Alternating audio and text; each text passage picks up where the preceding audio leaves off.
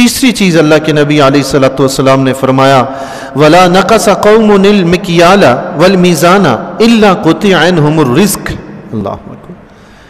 کوئی بھی قوم ناپ تول میں کمی کرتی ہے، ماپ تول میں کمی کرتی ہے تو اللہ کے نبی علیہ الصلوۃ والسلام نے فرمایا ان کے رزق کی برکت ختم کر دی جاتی ہے، ان سے رزق اٹھا لیا جاتا ہے۔ اللہ اکبر۔ آج رزق کی تنگی کس گھر میں نہیں ہے؟ کون شخص ہے جو رزق کے لیے روتا نہیں ہے، پریشان نہیں ہے؟ اس کا مطلب ہے ہر شخص تو تاجر نہیں ہے، تاجر تو چند افراد ہوتے ہیں، بیچنے والے تو چند افراد ہیں، باقی ہم سب خریدنے والے ہیں۔ اگر وہ ناپ تول میں کمی کرتے ہیں تو ہماری ذمہ داری بنتی ہے ہم اسے کہیں کہ بھئی یہ ماپ میں کمی نہیں کریں، یہ آپ کے گناہ کی وجہ سے پوری قوم پر عذاب آئے گا۔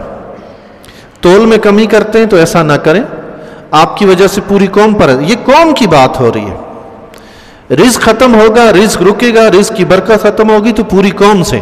اس سے پتہ چلا کہ یہ ایسے گناہ ہیں جن کا وبال پوری قوم پر پڑتا ہے۔ مطلب یہ ہے کہ قوم کی بھی ذمہ داری ہے وہ ان گناہوں سے گناہ کرنے والوں کو روکے، آنکھیں بند نہ کرے۔ آج کل صورتحال ہی الٹی گنگا بہتی ہے، صورتحال ہی مختلف ہے۔ آپ کسی کو جا کے نصیحت کریں گے تو دوسرا کہے گا چھوڑیں جی، دفع کریں، معاشرے میں سب ایسے ہی کر رہے ہیں، آپ شریف آدمی آپ جائیں اپنا کام کریں، ان کو کرنے دیں، دفع کریں۔ یہ کیا طریقہ ہے بھائی؟ ایک بندہ حق بات کہہ رہا ہے، آپ کا فرض بنتا ہے آپ اس کے ساتھ کھڑے ہوں، آپ بیچ میں آ کے کود پڑے، وہ بیچارہ جو حق بات کہہ رہا تھا آپ نے اس کو بھی شرمندہ کر دیا۔ ایسا میرے ساتھ کئی بار ہوا ہے بھائی۔ اس سے نتیجہ کیا نکلتا ہے؟ وہ غلطی کرنے والا اور دلیر ہو جاتا ہے، وہ مزید شیر ہو جاتا ہے، وہ مزید کرنے لگ جاتا ہے۔ بھائی جو حق بات کہہ رہا ہے آپ اس کے ساتھ کھڑے ہو کے حق بات کہیں، جو غلط کر رہے ہے اس کو روکیں، وہ بھی شرمندہ ہوگا، اس کو نصیحت ہوگی، وہ کام چھوڑے گا۔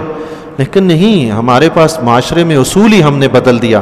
ہم کہتے ہیں ہم شریف ہیں، بس چپ کر کے گزر جائیں۔ وہ شرافت کس کام کی جو حق بات کہنے کے لیے تیار نہ ہو؟ وہ بھی کوئی شرافت ہے بھلا؟ یاد رکھیے جو حق ہے وہی شرافت ہے، حق کے سوا کوئی شرافت نہیں ہے۔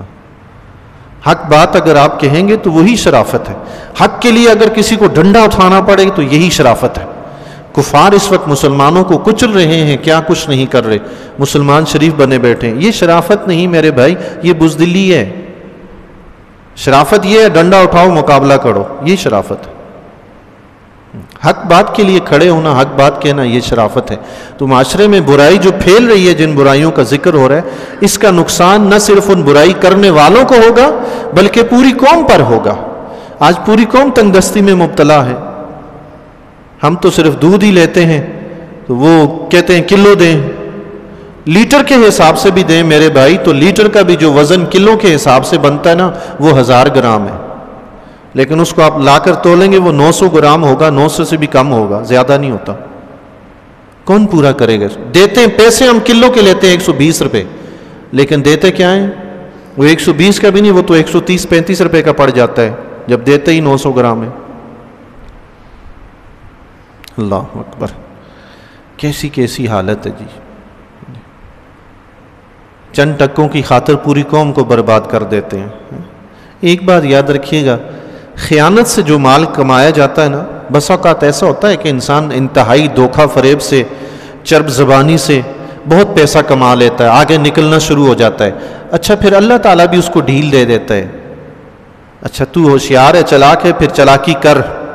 جب اس کی چلاکی انتہا کو پہنچتی ہے نا، وہ سمجھتا ہے اب مجھے کوئی پکڑنے والا نہیں ہے، اب تو میرا راج ہے نا، اب تو میں بادشاہ بن گیا ہوں تجارت کا۔ جب یہ خیال آتے ہیں نا کہ اب بس میں پورا ہو گیا ہوں، ہیں جی، اچانک رب اللہ تعالیٰ جو ہے اس کی رسی کھینچ لیتا ہے، چھٹی ہو جاتی ہے سارے کسی کی۔ خیانت سے کمایا ہوا مال چاہے آپ کو کسی کو بھی زمین سے آسمان پر لے جائے، لیکن ایک دن اللہ تعالیٰ اس کو آسمان سے واپس زمین پر پٹکے گا۔ لیکن دیانتداری سے کمایا ہوا مال، حلال طریقے سے کمایا ہوا مال، اس میں محنت بہت لگتی ہے۔ خیانت سے 2 دن میں انسان آسمان پہ چڑھ سکتا ہے، دیانتداری سے 100 دن لگ سکتے ہیں، مگر خیانت کا کمایا ہوا مال واپس زمین پہ پٹکے گا، اور دیانتداری سے کمایا ہوا مال آسمان پر لے گیا، اللہ کے فضل سے واپس نہیں بٹھائے گا، رب کے پاس پہنچائے گا۔ ہاں، یہ دیانتداری سے کمایا ہوا مال. حضرت عثمان غنی رضی اللہ تعالیٰ عنہ سے بڑھ کر، صحابہ سے بڑھ کر کون تھا رزق حلال کمانے والا؟ عثمان غنی کا اکاؤنٹ آج بھی جاری و ساری ہے. اللہ، یہ ان کی دیانتداری تھی، آج بھی جاری و ساری ہے ان کے نام کا اکاؤنٹ. سبحان تیری قدرت میرے مولا. رزق حلال جو ہے اس کی برکت میں، اس کی بڑائی میں تاخیر ضرور ہوتی ہے، دیر ضرور لگتی ہے، مگر وہ پائیدار ہوتا ہے، مٹتا نہیں ہے. رزق حرام فوراً بڑھنا شروع کر دیتا ہے، جلدی مٹ جاتا ہے. ہاں، آپ دیکھتے نہیں ہیں گائے، بھینس، بکری حلال جانور ہیں، 1-2 بچے جنتے ہیں، وہ بھی سال میں 1 مرتبہ. دن میں ہزاروں کٹتے ہیں، ذبح ہوتے ہیں، لوگ گوشت کھاتے ہیں، مگر پھر بھی آپ دیکھیں گے بکریوں کی بھی ریوڑ نظر آئیں گے، گائے کی بھی ریوڑ نظر آئیں گے. ہیں جی، حلال ہیں. دوسری طرف دیکھیں کتے، ایک وقت میں 5-6 بچے، 8 بچے، 10 بچے تک کتی جن دیتی ہے، کتیا. لیکن کوئی ریوڑ دیکھیں اس کی؟ نہیں، حرام ہے.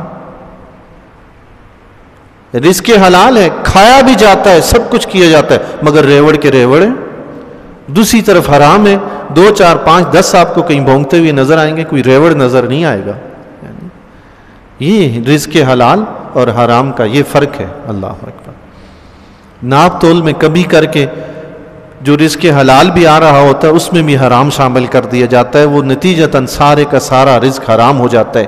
میں نے ایک بابا جی کی دکان کی تصویر دیکھی، وہ سودا تول رہے تھے، اس میں کوئی چیز کاغذ کی تھیلی میں ڈال کر تول رہے تھے. تو کسی نے پوچھا، ہاں، اور دوسری طرف انہوں نے جو باٹ تھا نا پاؤ کا، اس پاؤ کے باٹ کے نیچے انہوں نے ویسی ہی تھیلی رکھی. تو سودا لینے والے نے پوچھا، بابا جی یہ تھیلی کیوں رکھی ہے؟ اس نے کہا، جس تھیلی میں ڈال کے میں سودا بیچ رہا ہوں نا، میں سودا بیچ رہا ہوں، تھیلی نہیں بیچ رہا. تھیلی کے برابر میں تھیلی وزن کے لیے الگ رکھی ہے. اللہ اکبر. یہ ہے دیانتداری. آپ کو تو مٹھائی والی دکان پہ چلے جائیں، 1 پاؤ کا مٹھائی کا ڈبہ لگا دیں گے، 3 پاؤ مٹھائی ملے گی، 650 روپے کلو، 700 روپے کلو. وہ گتے کا ڈبہ بھی 700 روپے کلو بک رہا ہے. اللہ تمہیں ہدایت دے، وہ خدا کے بندو. آپ یقین جانیں، ڈبہ کھول کے، بسا اوقات تو اتنے بھاری ڈبے ہوتے ہیں. ایک مشہور بیکری ہے، میرے ذہن سے نام اتر گیا، ان کی ویڈیو بھی آئی تھی باقاعدہ. اس نے ڈبہ کھول کے دکھایا، اندر 2 گتے الگ سے رکھے ہوئے، موٹے موٹے ایسے ہی. اللہ اکبر. گتا کاغذ کا کیا ہے، 10-20 روپے کلو بکتا ہے. وہ 700 روپے کلو مٹھائی کے ساتھ 700 روپے کے کلو کے حساب سے بک رہا ہے. مرغیاں بیچنے والے دیکھیں جی، مرغیاں آپ خریدنے کے لیے جائیں گے، گوشت تولیں گے، اچھا تولنے کے بعد وہ صاف کر کے آپ کو دیں گے، پیسے صاف گوشت کے لیں گے، لیکن صاف کریں گے تولنے کے بعد. اس کے چھیچڑے وغیرہ نکال کے سائڈ پہ کریں گے. سائڈ پہ ہو گئے چھیچڑے، اس نے تول کر آپ کو بیچ کر دیے. اب وہ نکال کے سائڈ پہ کر دیے، نکال کے سائڈ پہ کر گئے. اب وہ چھیچڑے بھی بیچے جاتے ہیں. میں بلی کے لیے لینے کے لیے گیا، میں نے کہا کلو کس طرح ہے؟ 100 روپے کلو. چھیچڑے ہیں. پہلے وہ مرغی کے ساتھ تولے گئے 300 روپے کلو کے حساب سے، الگ سے وہ 100 روپے کلو، یعنی مرغی 300 روپے کلو بک رہی ہے اور چھیچڑے 400 روپے کلو بک رہے ہیں. اندازہ لگائیں گے کیا حال ہے ہمارا. وہ چھیچڑے جو مرغی کے ساتھ بیچ دیے، خدا کے بندے، وہ تو بلیوں کو مفت میں ڈالو نا، وہ تو بک چکے ہیں، پیسے تو آپ لے چکے ہیں، پھر دوبارہ بیچ رہے ہیں. اگر آپ نے ان کو بیچنا ہی ہے تو پہلے ہی تولنے سے پہلے صاف کریں، خریدنے والے کو صاف گوشت دیں، آپ چھیچڑے بعد میں بیچتے رہیں. جی کیا کریں گے آپ، کیا کہیں گے. میں مانتا ہوں کہ غربت ہے، پریشانی ہے، لیکن وہ حرام کاموں سے دور نہیں ہوتی، وہ بڑھتی ہے. اس کے لیے جائز رستہ اختیار کریں، جائز طریقہ اختیار کریں، انشاءاللہ تعالی پریشانیاں دور ہوں گی. حرام کاموں سے کبھی پریشانیاں دور نہیں ہوئی.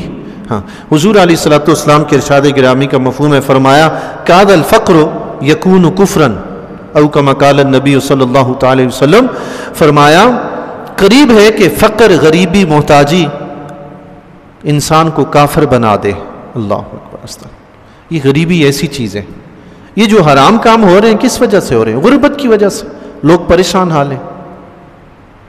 اللہ تعالی ہمارے حکمرانوں کو بھی جاگنے کی توفیق عطا فرمائے. جی پاکستان اتنا برا ملک نہیں ہے جتنا بنا دیا گیا، جو اس کی صورتحال بنا دی گئی. اگر پاکستان میں آج اسلام نافذ ہو جائے، گارنٹی سے کہتے ہیں انشاءاللہ 1 سال کے اندر اندر پاکستان میں کوئی شخص آپ کو ایسا نہیں ملے گا جس کے پاس اپنا گھر نہ ہو، جس کے پاس اپنی نوکری نہ ہو، جو کھانا سکون سے کھا کر نہ سوتا ہو۔ 1 سال کے اندر اندر اسلام نافذ ہو جائے تب